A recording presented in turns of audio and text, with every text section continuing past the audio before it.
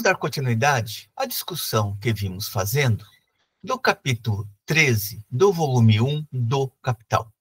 Capítulo este que se intitula Maquinaria e Grande Indústria. Em nossa sessão de hoje, discutiremos os pontos que consideramos principais no item 7 do referido capítulo. Item este que tem por subtítulo Repulsão e Atração de Trabalhadores com o Desenvolvimento da Produção Mecanizada, Crises da Grande Indústria Algodoeira. Lembremos que produção mecanizada é aquela que passa a utilizar intensivamente e extensivamente a maquinaria e, consequentemente, substitui o trabalho vivo pelo trabalho morto, portanto, pelo capital constante. É importante observar também que toda a construção deste capítulo não brota da cabeça do Marx ou da consciência de Marx, da consciência pura de Marx, mas, pelo contrário, ele está resgatando em diversos momentos os próprios argumentos levantados pela economia burguesa para explicar o que é a maquinaria. A própria economia burguesa reconhece os efeitos da maquinaria sobre a força de trabalho. No entanto, a economia burguesa só vê o lado benéfico da maquinaria e não a degradação real que esta maquinaria pode provocar sobre a força de trabalho, seja no momento da sua implantação, seja a longo prazo. Isto porque a economia burguesa está olhando fundamentalmente para a acumulação de capital e não para as consequências reais do desenvolvimento capitalista. Vejamos, pois, como Marx vai construir neste item 7 a reflexão. Um outro ponto que é importante observar também, antes de entrarmos neste item 7, é que Marx, a todo momento, está fazendo uma análise de totalidade. Ele não está vendo o efeito da máquina apenas ali onde ela é introduzida, e sim como que a máquina reconfigura todas as forças produtivas e, com ela, as relações sociais de produção no seu conjunto, inclusive no que se refere à constituição do mercado mundial e de crises periódicas no interior deste mercado mundial. Feitas estas considerações preliminares, observemos, pois, como Marx vai construindo a reflexão neste item 7. Ele começa observando que todos os representantes confiáveis da economia política reconhecem que a introdução da maquinaria age como uma peste sobre os trabalhadores dos artesanatos e manufaturas tradicionais, com os quais, inicialmente, ela compete. Observemos que, para Marx, existe o período da manufatura, onde o trabalho coletivo é realizado fundamentalmente com base na habilidade manual, e esta unidade produtiva, ela vai transitando progressivamente para aquela unidade produtiva na qual a máquina entra.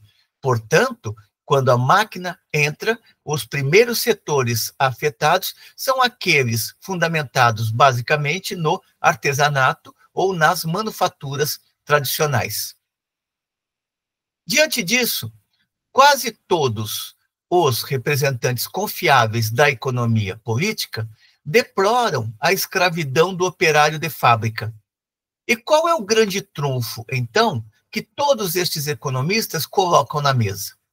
O grande trunfo para o qual eles apontam é o de que a maquinaria, depois do pavor de seu período de introdução e desenvolvimento, aumenta, em última instância, os escravos do trabalho, ao invés de finalmente destruí-los. Aqui, a economia política burguesa está trabalhando com a ideia de que a maquinaria pode suprimir empregos em um setor, mas criar o mesmo volume de empregos em outro setor, ou mesmo pode aumentar o número de trabalhadores assalariados. Lembremos que Marx investirá diretamente contra esta tese da economia política burguesa, ao apontar nos itens anteriores deste capítulo como que a introdução da maquinaria não cria o mesmo volume de empregos em outros setores, mesmo que a maquinaria impulsione a criação de certos ramos de atividade ou de certas unidades produtivas suplementares ou satélites, como diríamos hoje. Portanto, para os economistas burgueses, a maquinaria, depois do pavor de seu período de introdução e desenvolvimento, tem por consequência aumentar, em última instância, os escravos do trabalho, ao invés de finalmente diminuí-los. Portanto, para a lógica burguesa, a maquinaria, ela tem um impulso no sentido de aumentar o volume do trabalho vivo, e não no sentido de diminuir o trabalho vivo. Portanto, a maquinaria favorece a geração de empregos, e não a supressão de empregos. Sim, observa Marx, a economia política se rejubila com o teorema repelente para qualquer filantropo que acredite na eterna necessidade natural do modo de produção capitalista, de que mesmo a fábrica baseada na produção mecanizada, depois de certo período de crescimento, depois de maior ou menor período de transição, esfalfa mais trabalhadores do que ela originalmente pôs no olho da rua. Por outras palavras, os economistas burgueses continuam acreditando que a maquinaria possibilita mais a geração de empregos do que a supressão de empregos, contrariando assim a evidência empírica, uma vez que todos os dados mostravam que, com a introdução da maquinaria, havia uma supressão progressiva de empregos e os novos empregos gerados não compensavam aqueles que haviam suprimidos pela própria máquina, além do que, nos novos setores nos quais se instauram novas unidades produtivas, a tendência também é destas unidades produtivas se mecanizarem, portanto, suprimirem também empregos que inicialmente foram criados. Marx observa que, em casos empiricamente dados, o aumento de trabalhadores fabris empregados é, com frequência, apenas aparente, isto é, não devido à expansão da fábrica já baseada na produção mecanizada, mas à anexação paulatina de ramos acessórios, ou seja, daquelas empresas satélites. Aparentemente, novos empregos estão sendo criados, mas, empiricamente, o que se observa através de uma análise refinada é que estes empregos criados não compensam os empregos que foram inicialmente perdidos, em número, em volume, em intensidade ou mesmo em qualidade. Fato é que, com cada progresso do sistema de máquinas, cresce a parte constante do capital composta de maquinaria, matéria-prima, etc., enquanto cai o capital variável despendido em força de trabalho. Portanto, a maquinaria ela vai aumentar o volume de capital constante. Lembremos que Marx está chamando por capital constante a máquina em razão de que ela apenas progressivamente vai perder o valor que nela está materializado. Apenas progressivamente a maquinaria vai transferir o seu valor para os novos produtos. Lembremos também que para Marx, a máquina não cria novo valor. O que cria novo valor é o trabalho vivo. No entanto, com a introdução da maquinaria, o que acontece é que mais matéria-prima passa a ser consumida, uma vez que a maquinaria ela produz com muito mais eficácia, rapidez e quantidade do que o trabalho manual. E neste mesmo processo, o que diminui é a necessidade do trabalho vivo, portanto, do trabalhador assalariado. É este o sentido desta pequena passagem de Marx. Com cada progresso do sistema de máquinas, cresce a parte constante do capital composta de maquinaria, matéria-prima, etc., enquanto cai o capital variável despendido em força de trabalho. Marx observará também neste item que a produção mecanizada se expande num ramo da indústria à custa do artesanato ou da manufatura tradicionais. Observemos que aqui ele está pegando cada vez mais a destruição da manufatura ou dos setores tradicionais de produção em razão da introdução da maquinaria. Hoje, já não temos mais a necessidade de ficar falando da destruição da manufatura, uma vez que O capital já está em sua fase industrial há muitas décadas. Pelo menos a fase monopólica, como ressaltam Marx, Engels e outros autores, já se desenvolve progressivamente a partir do terceiro quarto do século XIX.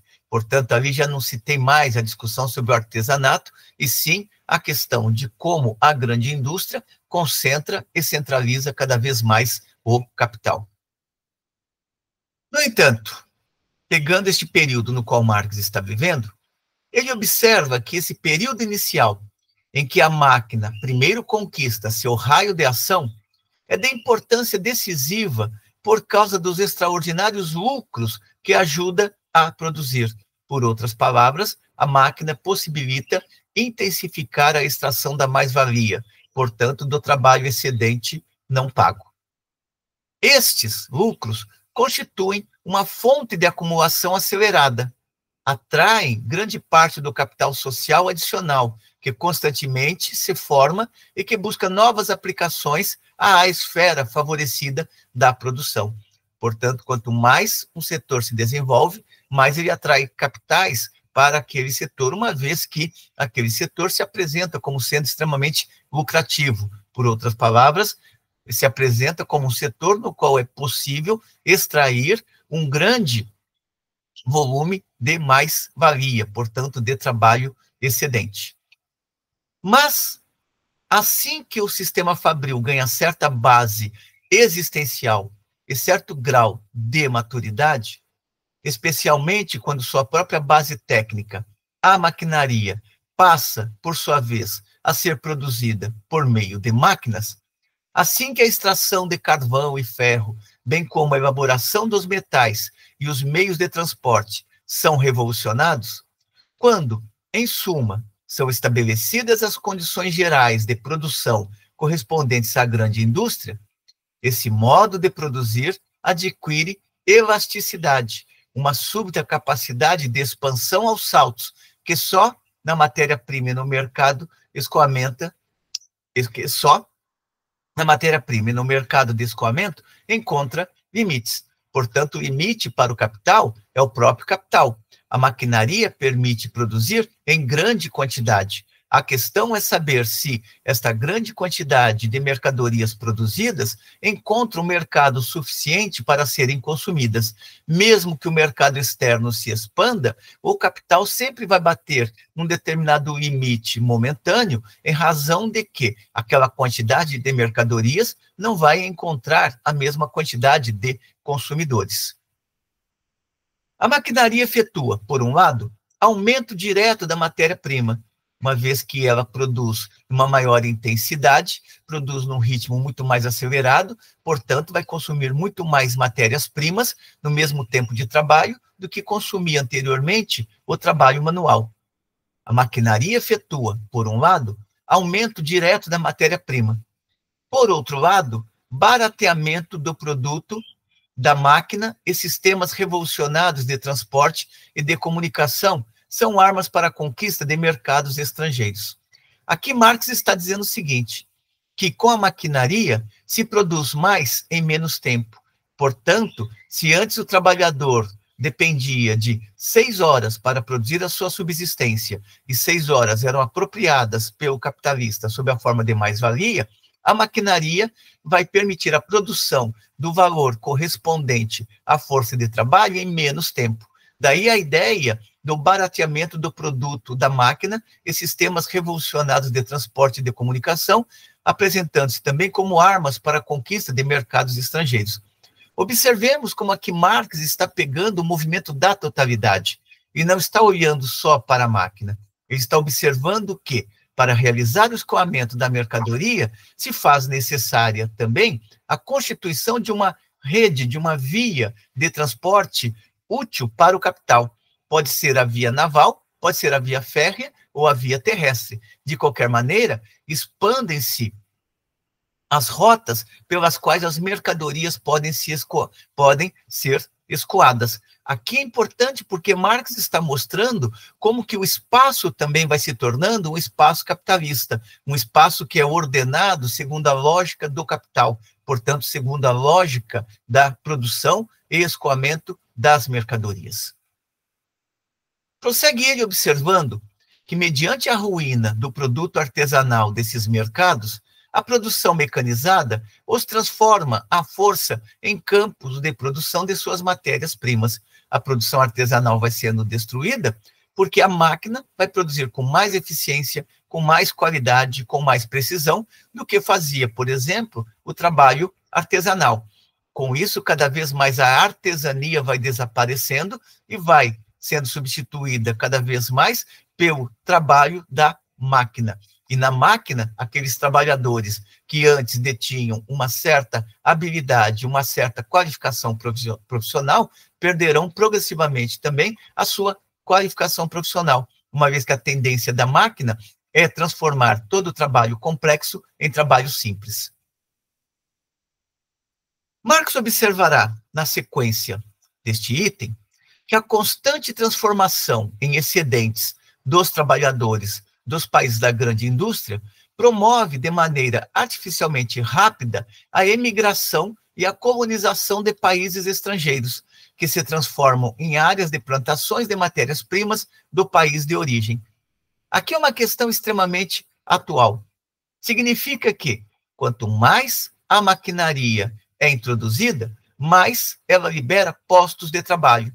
E estes trabalhadores, ao constituírem um exército industrial de reserva crescente, precisam sobreviver. Daí que eles vão fazer a migração para outros territórios. Este fenômeno contemporâneo que temos de trabalhadores tentando entrar na Europa, ou mesmo de trabalhadores da América Latina tentando entrar na Europa, expressa, sobretudo, esta carência de trabalho nos países de origem e a ilusão de que nos países para os quais se destinam conseguirão empregos melhores ou mesmo conseguirão empregos. Isso quando, na realidade, os próprios países para os quais esta força de trabalho se direciona já enfrentam o fenômeno do desemprego. Portanto, já enfrentam o fenômeno da existência de um grande exército industrial de reserva. De qualquer modo, o que Marx está mostrando aqui é que o impacto da maquinaria, ele reconfigura também a dinâmica do mercado de trabalho e da migração dos trabalhadores. Voltemos à passagem de Marx. A constante transformação em excedentes dos trabalhadores dos países da grande indústria promove de maneira artificialmente rápida a emigração e a colonização de países estrangeiros, que se transformam em áreas de plantações de matérias-primas do país de origem. Portanto, a introdução da maquinaria, ao produzir um grande exército industrial de reserva, cria também a possibilidade desses trabalhadores irem para aquelas regiões ainda não industrializadas, colonizarem aquelas regiões e fornecerem matérias-primas para a matriz, portanto, para os países de origem. Cria-se, assim, prossegue Marx, uma nova divisão internacional do trabalho, adequada às principais sedes da indústria mecanizada, que transformam parte do globo terrestre em campo de produção preferencialmente agrícola para o outro campo, preferencialmente industrial. Essa revolução está ligada a modificações na agricultura que aqui não serão ainda examinadas. Observemos que Marx está falando muito do fornecimento de matérias-primas básicas. Hoje se diz as commodities, mas não podemos esquecer que as próprias commodities só existem em razão do desenvolvimento da indústria. A semente é uma semente tratada, o produto defensivo agrícola é um produto industrializado, portanto, ainda aí é a indústria que impulsiona o campo. Mas observemos também que os novos setores constituintes da divisão internacional do trabalho não fornecem hoje apenas produtos rurais ou produtos vindos do campo, fornecem também produtos industrializados. Vejamos, por exemplo, um carro que vai ter componentes vindos da Coreia, da China, Argentina, Bolívia e por aí vai. Significa que a divisão internacional do trabalho também se sofisticou, Se antes estes países periféricos, esses países satélites, forneciam apenas matérias-primas básicas vindas da agricultura, agora estes países fornecem também componentes altamente industrializados para serem produzidos em mercadorias novas. Esses componentes já são mercadorias, mas parte de uma mercadoria total, como é o caso, por exemplo, dos automóveis. Marx observará, na continuidade, que a enorme capacidade de expansão aos saltos do sistema fabril e sua dependência do mercado mundial produzem necessariamente produção febril e consequente saturação dos mercados, cuja contração provoca estagnação. Por outras palavras, produz-se tanta mercadoria que não encontra uma vazão no mercado. Assim, a vida da indústria se transforma numa sequência de períodos de vitalidade média, prosperidade, superprodução, crise e estagnação. A insegurança e a instabilidade a que a produção mecanizada submete a ocupação e, com isso, a situação de vida dos trabalhadores tornam-se normais com estas oscilações periódicas do ciclo industrial. Portanto, Marx está observando aqui que o capitalismo tem os seus momentos de crescimento econômico, mas que esse crescimento econômico conduz necessariamente a períodos de estagnação e crise, uma vez que a quantidade de mercadorias produzidas não encontra vazão de mesmo volume no que se refere ao consumo das mercadorias que foram elaboradas. Descontados os tempos de prosperidade, impera, assim, entre os capitalistas, a mais intensa luta em torno de sua participação individual no mercado. Isso quer dizer que cada capitalista está concorrendo cada vez mais acirradamente com outro capitalista no mesmo ramo de produção, do mesmo setor de atividade. Além dessa rivalidade, produzida por esse fato, no uso de maquinaria aperfeiçoada, que substitui a força de trabalho, e de novos métodos de produção, surge toda vez um ponto em que o barateamento da mercadoria é buscado mediante diminuição forçada dos salários abaixo do valor da força de trabalho. Por outras palavras, cada capitalista está concorrendo com outro capitalista.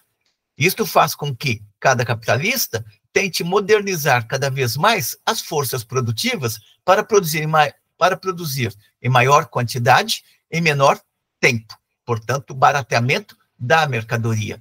Portanto, fazer com que cada mercadoria contenha um volume menor de valor, uma quantidade menor de valor, a fim de vencer a concorrência face aos outros capitalistas. Só que não se inventa uma maquinaria com a mesma rapidez, uma atrás da outra. Daí que, quando estes limites batem para o capital, a saída que ele encontra é de atingir a própria força de trabalho, reduzindo o máximo possível o valor desta força de trabalho para além do valor necessário. Ou seja, em vez do trabalhador receber um quantum de dinheiro, sob a forma de salário, que seja suficiente para ele repor adequadamente as suas energias físicas e mentais durante o período de 24 horas, a fim de, no dia seguinte, estar ainda em condições de continuar sendo explorado pelo capital, o capital começa a pagar salários bem abaixo do valor necessário à reprodução da força de trabalho. Daí que vemos continuamente trabalhadores fazendo o chamado bico, como complemento salarial, a fim de garantirem o mínimo da sua subsistência. Esta é uma tendência do capital, reduzir o custo da produção, seja introduzindo novas forças produtivas, sendo atacando diretamente a própria força de trabalho.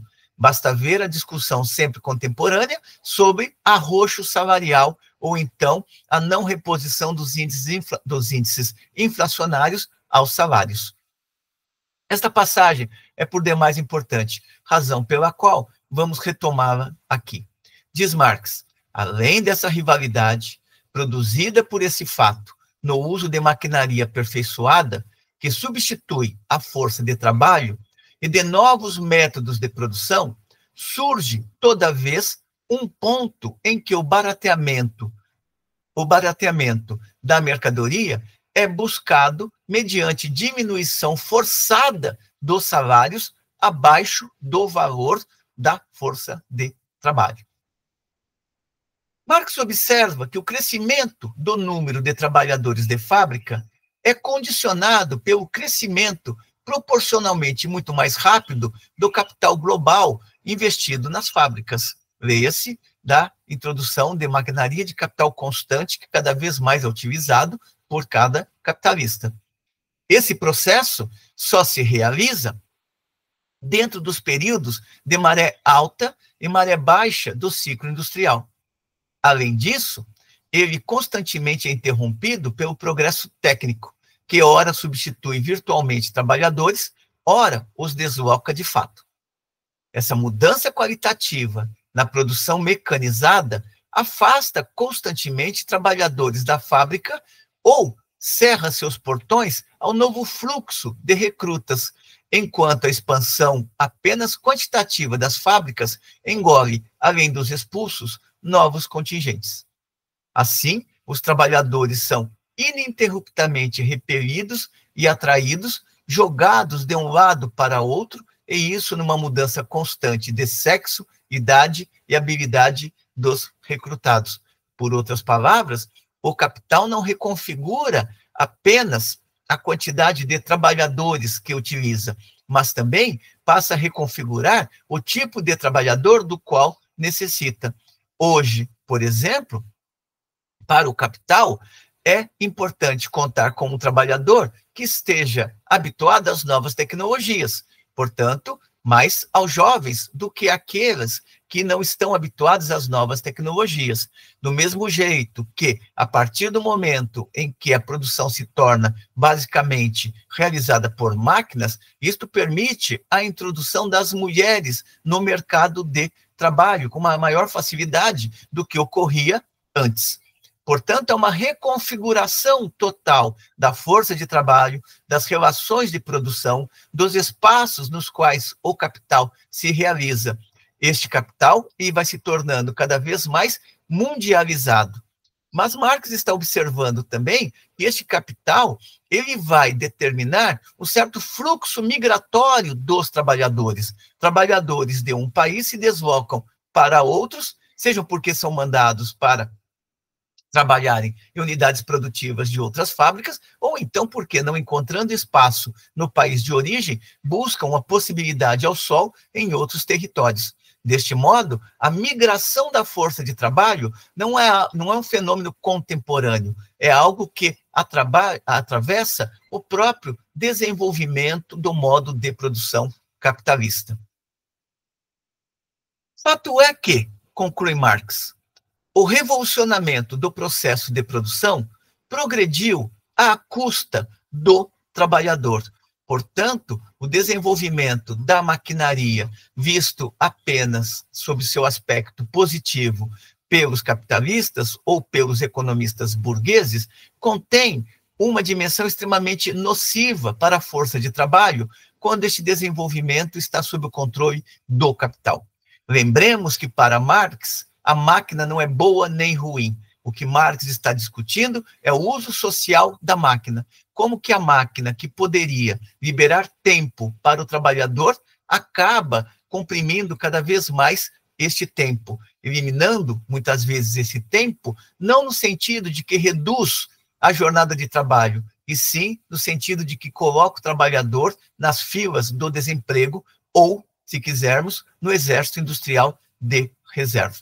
Há, portanto, uma questão que precisa ser combatida, segundo Marx, ou de acordo com Marx, que é aquela de retirar as forças produtivas sob o controle do capital e tornar essas forças produtivas verdadeiramente sociais.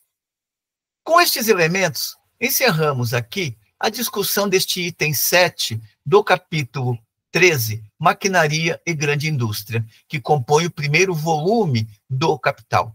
Discutimos hoje o item Repulsão e Atração de Trabalhadores com o Desenvolvimento da Produção Mecanizada, Crise da Indústria Algodoeira. Embora Marx não esteja falando aqui da questão algodoeira, ou mesmo nós suprimimos as passagens nas quais estes elementos possam comparecer, uma vez que nos interessa mais pegar o movimento geral que Marx está procurando discutir, para que possamos compreender qual é o efeito da maquinaria sobre a força de trabalho e sobre a reconfiguração global do modo de produção capitalista. Espero que tenham gostado da discussão. Como sempre, encaminhe suas considerações positivas ou negativas, a fim de que possamos cada vez mais melhorar o nosso trabalho, contribuindo, assim, com as jovens gerações de trabalhadores, com as jovens gerações de estudantes e também com as jovens gerações de pesquisadores. E também, por que não dizer, com as jovens gerações de trabalhadores, para que possam compreender também a dinâmica do capital. Até uma próxima.